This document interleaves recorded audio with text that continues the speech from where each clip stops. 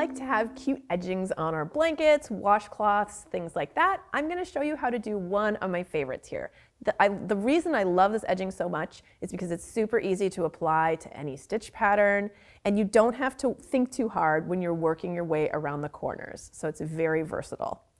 All right, so what I have here is a moss stitch square, and I've created a new one, and we're going to be working up the edging on this green one. The gray is the little edging that I'm going to be showing you here.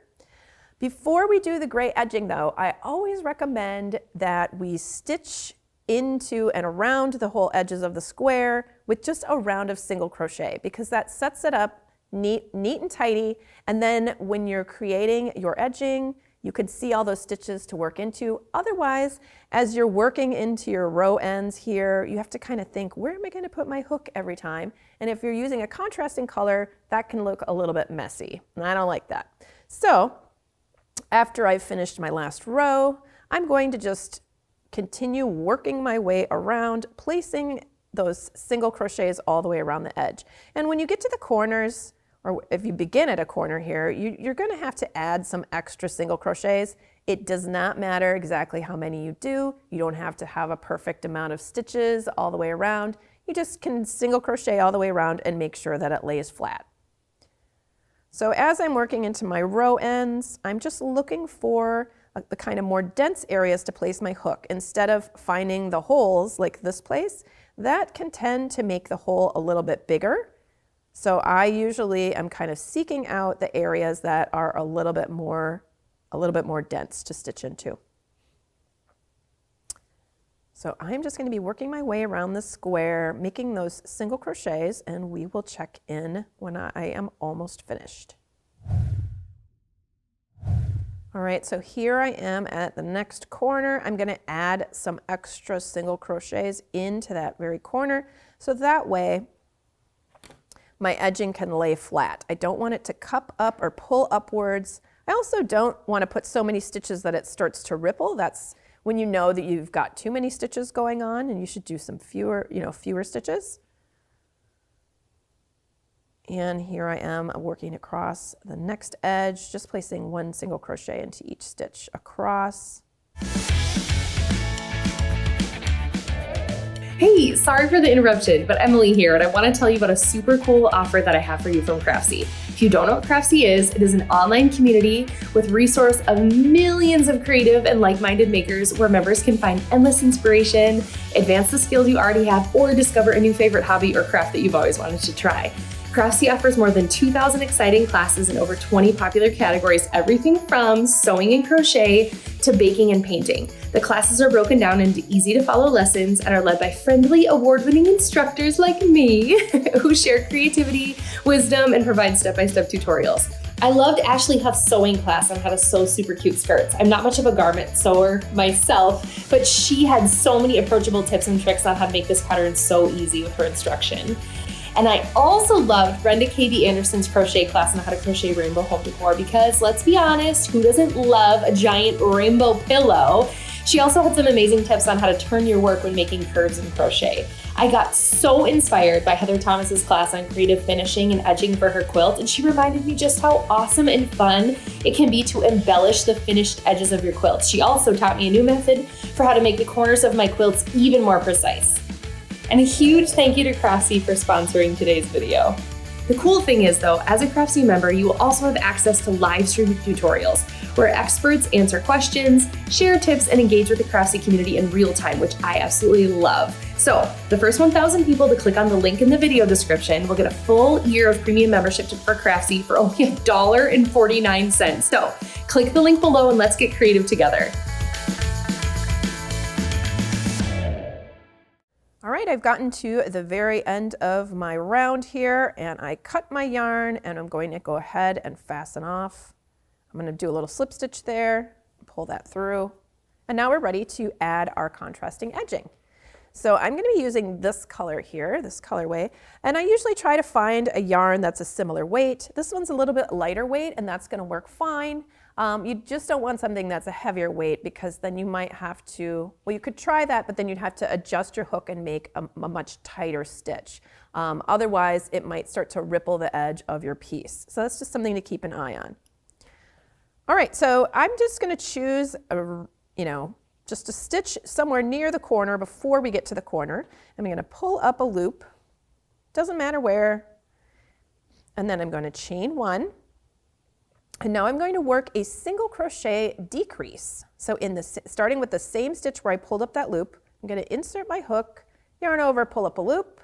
Then in the next stitch, I'm going to insert, yarn over, pull up a loop. Now I've got 3 loops on my hook. I'm going to yarn over and pull through all 3. Then I'm going to chain 2, 1 and 2. And now just for this very first picot, we are going to make a half double crochet into that same first stitch where we joined. So we're going to yarn over, insert back here, yarn over, pull up a loop, yarn over and pull through 3. So that kind of wraps around everything and slants a little bit backwards. From this point on, we're going to be making that half double crochet stitch in between stitches in our edging round, and I'll show you that in a minute. This one's just a little different because we need to anchor it to something. All right, so now we are going to work into the next available stitch. So we've already worked into this stitch. We're moving on to the next one, and we're going to pull up a loop in that stitch and pull up a loop in the following stitch. Now we've got 3 loops on our hook. We're going to yarn over and pull through 3 to create our next single crochet 2 together or decrease stitch there. And then we're going to chain 2, 1 and 2. Now we're going to place that half double crochet, but instead of working it into the stitch, we're going to work it between our stitches in our edging round. So we're going to yarn over and then insert in between our stitches, in between those single crochets, decrease stitches, yarn over, pull up a loop, yarn over and pull through 3. All right, we're going to move on to the next couple stitches. So we're going to insert, yarn over, pull up a loop, insert, yarn over, pull up a loop. We've got 3 loops on our hook, yarn over, pull through 3, chain 2, 1 and 2. And now we're going to make a half double crochet right here in between this single crochet 2 together and this single crochet 2 together. So we'll yarn over, insert, yarn over, pull up a loop, yarn over, pull through 3. All right, so now we're coming upon this corner. And so we're going to be doing the same motions, but this time we're going to be kind of overlapping where we pull up our loops from, because we want to create these picots closer together to be able to get around that corner. So what that means is, instead of skipping to the next stitch here, we are going to pull up our first loop from the same stitch that we pulled up our last loop in. So right here, we're sharing that stitch with the previous stitch from the edging. So we pulled up a loop there, we'll pull up a loop in the next stitch, yarn over, pull through 3, chain 2, 1 and 2, and then we're going to make that half double crochet right there, like that.